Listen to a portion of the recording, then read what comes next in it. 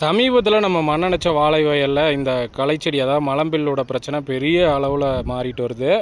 வாழை மரங்களே தெரியாத அளவுக்கு வளர்ந்துருச்சு. இது ஓரப்பகுதியில் தானே இருக்குதுன்னு நான் கண்டுக்காமல் விட்டேன். ஆனால் இதிலிருந்து விதைகள் விழுந்து வயல் முழுவதும் முளைக்க ஆரம்பிக்குது. இன்னொரு பிரச்சனை, இது தண்டு முழுவதும் முழங்கு தான். அதாவது முழங்குன்னா நம்ம சிறு முட்கள் போன்ற அமைப்பு. கைகளால் பிடுங்கினாவே கையை கிழிச்சு ரத்தம் வர அளவுக்கு கிழிக்குது. அதாவது கிட்டத்தட்ட கரும்பு தொகையில் இருக்கிற முள்ளை விட இது 2 மடங்கு இருக்குது. வேரோடையும் பிடுங்க முடியல. ஏன்னா அந்த தூர்க்கட்டு அவ்வளோ தூரம் பெருசாக 1 மாதத்துலேயே வளர்ந்துருச்சு. இந்த இடத்துல தான் நம்ம வாழை மரங்களுக்கு உரங்கள் கூட போட்டிருந்தோம். இப்போ அந்த உரத்தையும் அதுதான் எடுத்திருக்கோம். இதற்கு மேலே விட்டோன்னா கண்டிப்பாக இந்த வயல் முழுவதும் மூடிடும். அப்படிங்கிறதுனால தான் எவ்வளவு நேரம் ஆனாலும் பரவாயில்லன்னு க்ளவுஸ் போட்டுட்டுனாலும் அடியோடு அறுத்து விட்டு மண்வெட்டியை வச்சு அந்த வேரை தோண்டி எறிஞ்சிடலான்னு.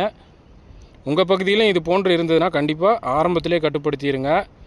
ஏன்னா வயல் முழுவதும் இருக்குது. நான் சிறு பில்லாவே பிடுங்காமல் விட்டதன் விளைவு வயல் முழுவதும் விதைகள் விழுந்து பரவ ஆரம்பிச்சிருச்சு.